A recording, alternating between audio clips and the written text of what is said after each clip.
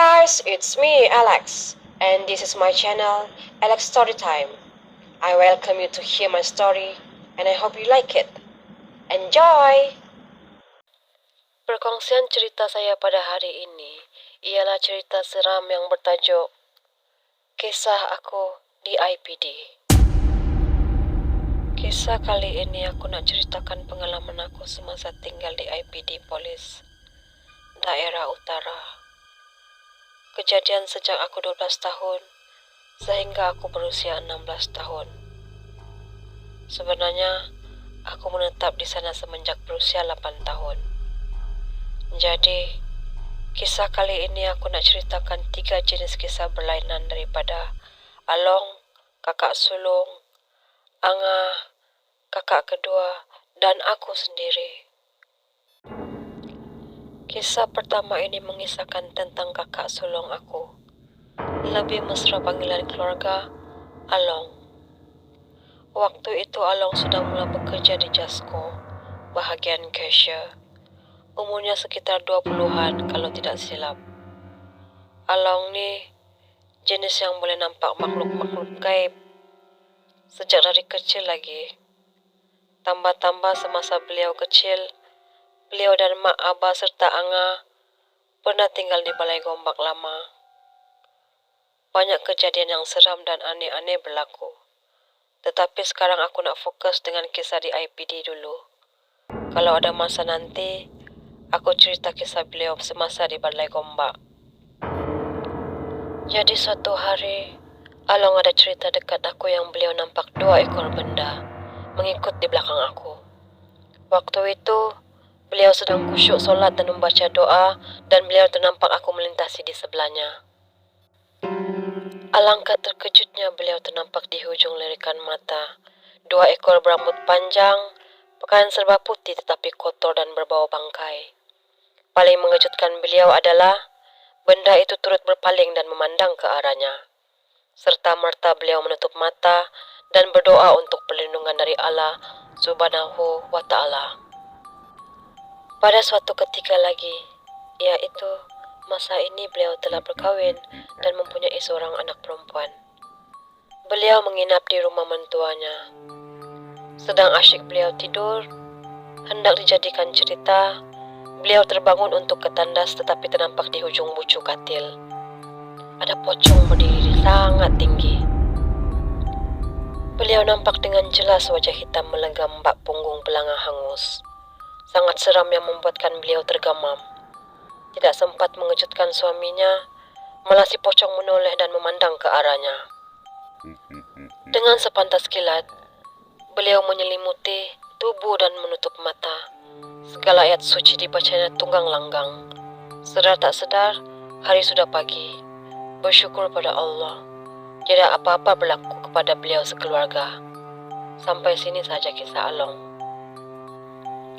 Kisah kedua ini berlaku kepada kakak kedua aku, yaitu Anga. Kejadian berlaku semasa kedatangan saudara mara daripada KL yang datang untuk bercuti. Biasalah, kalau sudah lama tidak berjumpa dengan saudara jauh, mesti sangat gembira dan keseronokan yang terasa itu tidak dapat digambarkan sehingga terleka dengan suasana. Suatu malam, elok saja Anga, Along, Ina, Pain berborak bergelak ketawa di bilik. Waktu ni aku selalu tidur dengan mak abah sebab sekolah rendah. Hahaha.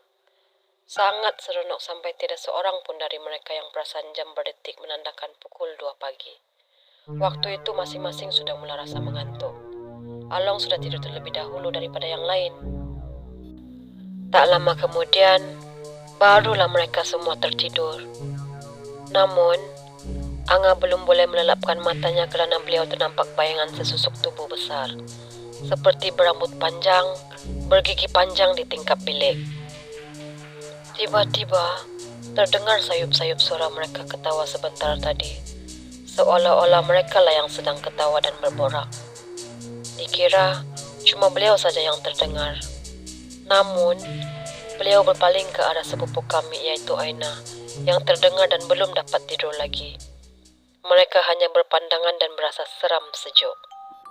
Selang beberapa minit kemudian, Tiba-tiba tingkap bilik itu diketuk bertalu-talu, sehinggalah Along terjaga dari tidur dan terus memandang ke arah tingkap. Tidak apa di situ maupun bayang sesosok tubuh tadi. Siapa yang main-main mengganggu nih? Anga dan Ena hanya terdiam, karena mereka ternampak dan terdengar sendiri. Tidak lama kemudian, kedengaran tangisan seperti di tepi telinga. Ah, sudah. Sekali lagi, Anga membuka matanya. Kali ini, benda itu berada di sudut belakang pintu bilik. Anga ternampak sesosok wanita sedang menangis. Kedengaran sangat menyedihkan, membuatkan beliau mengalirkan air mata. Beliau berasa takut namun sedih. Tidak tahu kenapa dan apa puncanya. Akhirnya beliau membaca ayat suci Al-Quran dan wanita itu turut menghilang. Dan beliau kembali untuk tidur. Sampai di sini sahaja kisah Anga. Kisah ketiga ini kejadian yang aku sendiri alami. Nak diceritakan ke semuanya sekali memang banyaklah. Tapi aku akan ceritakan sedikit sebanyak pengalaman yang aku rasa memang amat menyeramkan. Suatu malam, mak aku sedang mandi di bilik air dan abang aku bermain komputernya di bilik. Along dan abang ipar aku keluar ke pasar malam manakala anak perempuannya lagi aku yang jaga. Tidak eloklah bayi keluar malam ke pasar dengan suasana crowded berserta asap jualan makanan. Tinggallah aku sendirian bersama anak saudaraku, Anya. Kami bermain bersama sehinggalah Anya menegur sesuatu di kawasan dapur. Aku menoleh untuk melihat apa yang coba Anya beritahu. Aku sangat terkejut dan merasa sangat takut, tapi dalam masa yang sama, aku tidak dapat mengeluarkan sepatah kata-kata. Benda itu tahu aku nampaknya dan ia merangkak ke bawah meja. Aku dapat melihat dengan jelas. Wajah berdarah dan berbau busuk.